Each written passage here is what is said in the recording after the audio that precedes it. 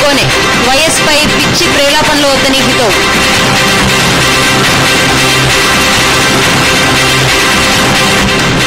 SEBI Ayodhya మధ్య కుదిరిన సయోధ్య, దిలీప్లపై బ్యాన్ ఎత్తివేత. ట్రాలింగ్ లో కాజల్ అందాల ఆరబోత.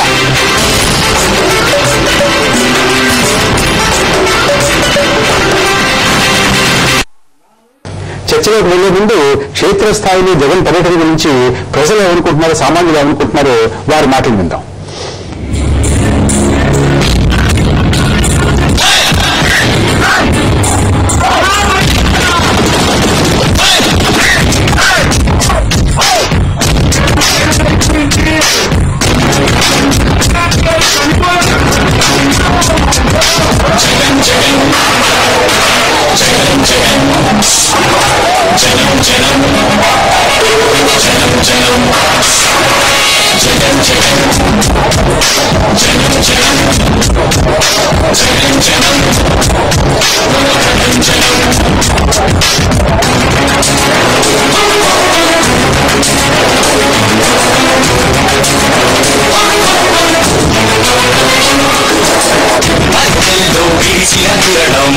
కళ్ళల్లో మెరిసెను స్వర్ణం, ప్రతి గుండెలు మోగిన శబ్దం, యువతకు నయనం, జనులందరూ వేచిన ఉదయం, ప్రతి స్వరము పలికే గీతం, మన ప్రజలకు ఇతడు కనేస్తం, ఎగిసే కెరటం.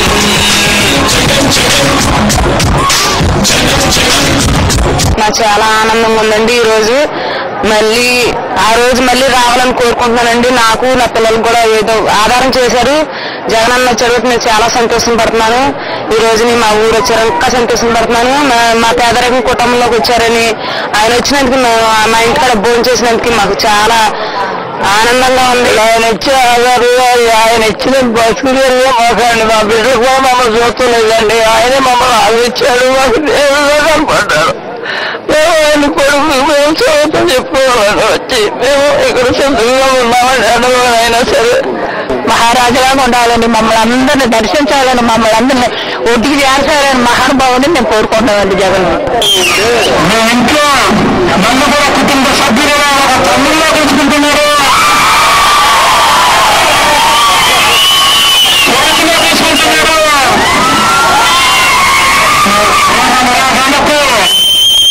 ఏ ఇచ్చినా కానీ రుణం తీసుకోలేదు. ఈ ప్రేమ నివారణకు రెండు చేతులు జోడించి ప్రేమను తీరును కృతజ్ఞతలు చేసుకుంటున్నాను.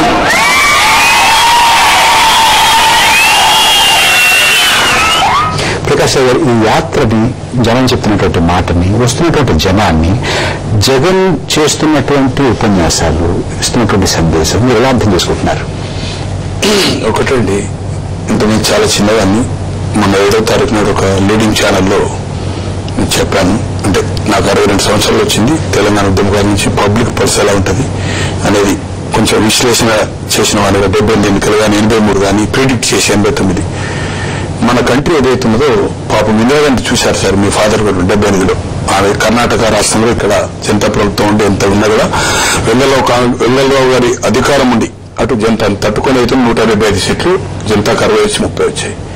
సో ఈ మధ్య కాలంలో ఏదైతుందో అతనికి మెజార్టీ ఉంది కాలేదు, అది వేరే సంగతి. కానీ తర్వాత పరిణామాలు చూస్తే ప్రతి వాళ్ళు ఏదో కుట్ర జరుగుతుంది, కుట్ర ఛేదిస్తామనేది చెప్పడం, తర్వాత అనుకోకుండా వరదలు వచ్చినప్పుడు ఏదైతుందో కర్నూలు పోతే ఈయన చేయించాలని, ఏదో ఫ్లెక్సీ సోనియా గారు వెళ్తే ఈయన హస్తం ఉందని కొంతమంది బాజా భజంత్రి చేసేటోళ్ళు, అలాగే మత కలహాలు కూడా జగన్ ప్రమేయం ఉందని, ఇవన్నీ చూస్తూ ఉంటే ఏదైతుందో క్యూరియాసిటీ పీపుల్లో ఇర్రెస్పెక్ట్ వచ్చేటోళ్ళు అంతా కాంగ్రెస్ కార్యకర్తలు కాదు, కామన్ జన్. దాంట్లో టీడీపీలు ఉన్నారు, కమ్యూనిస్టులు ఉండొచ్చు, బీజేపీ ఉండొచ్చు, ఏం చెప్తారు చూద్దామని. కానీ రాజకీయ ప్రసంగం ఉండేది క్లారిటీ చెప్పాడు, రాజకీయ ప్రసంగం కూడా చేయలేదు. కానీ ఏ నాయకులు ఇదివరకు, ఈ రోజు తెలంగాణ ఉద్యమం జరిగేది, అప్పుడు ఆ ఉద్యమంలో కూడా చనిపోయిన 360 మీద ఓట్లను గెలిచి 10 మంది ఎంపీలు గెలిచి ఆ స్తూపానికి ఇలా అసెంబ్లీ ముందు దానికి ఒక ప్లాంక్ కూడా పెట్టలేదు కనీసం. ప్రకాష్ గారు, ఎవరైనా కూడా ఈ వస్తున్నటువంటి జనం అందరినీ మొబిలైజ్ చేశారు, సబలీకరించారు. ఒక 100 ఎమ్మెల్యేలు, లేకపోతే రాజశేఖర రెడ్డి గారి ద్వారా టికెట్లు సంపాదించి గెలిచి వారి సాయంతో గెలిచినటువంటి వాళ్ళందరికీ ఎంతో రుణం తెచ్చుకోవడానికి జనాన్ని తీసుకొచ్చారని అంటే ఇది మొబిలైజ్డ్ క్రౌడ్ అని అంటే మీరు అంటారు? ఒకటండి, నేను ఫ్యాక్ట్గా మాట్లాడుతున్నాను. మీకు వెస్ట్ గోదావరి సంగతి మీరు వెస్ట్ గోదావరి వాళ్ళు తెలుసు. అక్కడ ఓటుకి ఎంతెంత జరుగుతుంది అనేది మనం అన్ని పార్టీల వాళ్ళు అడగకుండా డబ్బులు ఉన్న వాళ్ళకు కూడా ఇవ్వడము ఇంటి దగ్గర పెట్టడం జరుగుతుంది.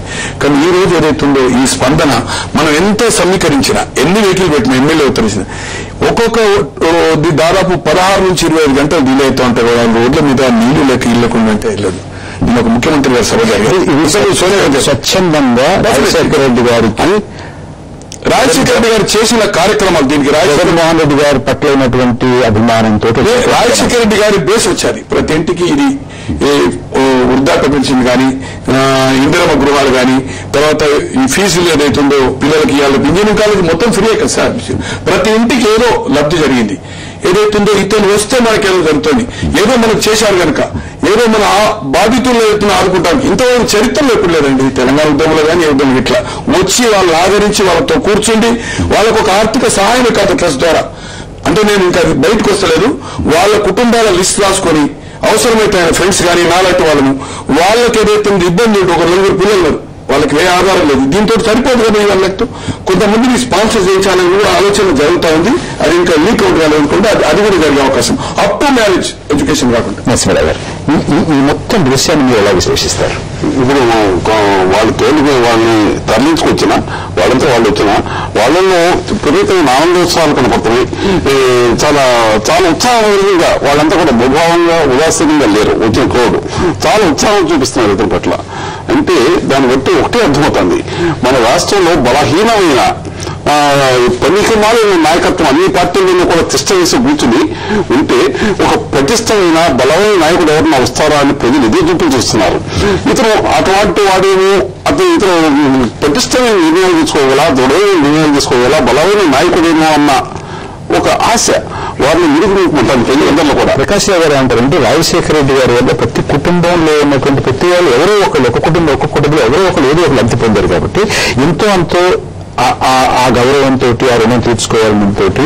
అంతేకాకుండా చాలా మంది చెప్పడం ఏంటంటే సామాన్య ప్రజలు చెప్తున్నటువంటి మాటలు సరిగ్గా ఆయన చూసినట్టే ఉంది, ఆయన మాట్లాడుతున్నట్టే ఉంది, ఆయన హావభావాలు ఉన్నాయి, ఆయన్ని చూసుకుంటాంలో అనేటటువంటి మాటలు కూడా వినపడుతున్నాయి కదా. అది కూడా కొత్త కారణమా?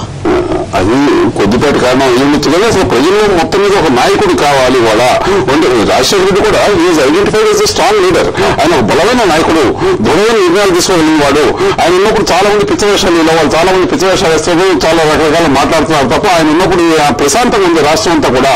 అల్లకల్లోని కాల వాళ్ళ మళ్ళీ అల్లకల్లో ప్రతి ఒక్కరికి మనసు ఖేదపడుతుంటే ఇలాంటి ఒక నుంచి మళ్ళీ అంత బలమైన నాయకుడు ఎక్కడైనా వస్తాడా అని ఎదురు చూపిస్తున్నారు. జగన్ ఆ స్థాయికి వచ్చాడా వస్తాడా లేదా వేరే విషయం. కానీ ప్రజల్లో ఆశ మాత్రం అది ఒక బలమైన నాయకుడు కావాలి, మీరు దృఢమైన నిర్ణయాలు తీసుకున్న నాయకుడు కావాలనేది ప్రజలందరూ ఎదురు చూస్తున్నారు. ప్రజలందరూ ఆశ అది.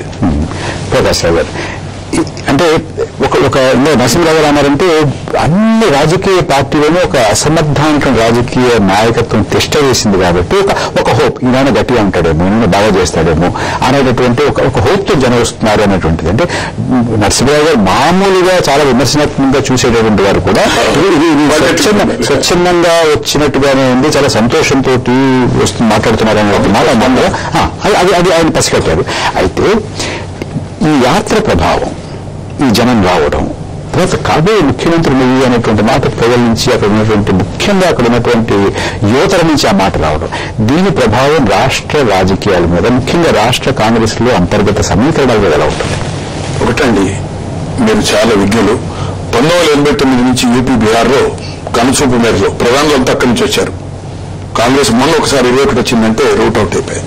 తమిళనాడులో 67 నుంచి ఈ రోజు ఏదైతున్నదో ఈ ప్రాంతీయ పార్టీని తట్టుకోవాలంటే ఏదైతుందో 89 తెలుసు. చెన్నారెడ్డి గారు అయిన తర్వాత శివశంకర్ గారు, జనార్దన్ రెడ్డి గారు, రాజశేఖర రెడ్డి గారు, వెల్లెల గారు వీళ్ళంతా కలిపి యునైట్ గా చెన్నారెడ్డి గారు అందరూ కలిసి ఒప్పుకున్నాకనే నామినేట్ చేసిన తర్వాత అందరూ యునైట్ గా ఆ రోజు ఎంట్రీ అని వచ్చింది.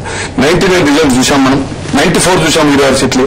ఈ రోజు ఏదైతున్నదో జాతీయ పార్టీ అయినా కూడా ఒక యూపీ, ఒక బీహార్, ఒక తమిళనాడు కాకుండా ఈ యొక్క ప్రాంతీయ పార్టీని పవర్ఫుల్, దానికి సినీ గ్లామర్ తో ప్రాంతీయ పార్టీని తట్టుకోవాలంటే జనాలలో కదలిక తెచ్చేవాడు కావాలా, లేకపోతే ఇబ్బంది అవుతుంది అనేది అందరూ వాతావరణం ఉన్నది. అలాగే ఇప్పుడున్న పరిస్థితులు ఏదైతుందో ఈ కాంగ్రెస్ పార్టీ ఏదైతుందో రక్షించుకోవాలంటే రేపు జరగబోయే సెప్టెంబర్ మున్సిపల్ ఎన్నికల్లో మీరు చెప్పేది ఏంటి? రాష్ట్ర కాంగ్రెస్ పార్టీ జగన్మోహన్ రెడ్డి వెనకాల నడవాల్సిన పరిస్థితి వస్తుందంటారు. డెఫినెట్లీ అండి. ఇంకోటండి, హైకమాండ్ కూడా రేపు ఏదైతుందో అంటే ఒకటండి, ఈ యొక్క అంశం ఏదైతుందో రాజకీయంగా ఏదైతుందో ముఖ్యమంత్రి ప్రకాష్ గారు మీ మాటకు అర్థం వస్తున్నాను. వైఎస్ జగన్మోహన్ రెడ్డి లక్ష్మీపురం జరుగుతున్నారు పశ్చిమ గోదావరి జిల్లాలో. అది ప్రత్యక్ష ప్రసారం ద్వారా అది చూద్దాం.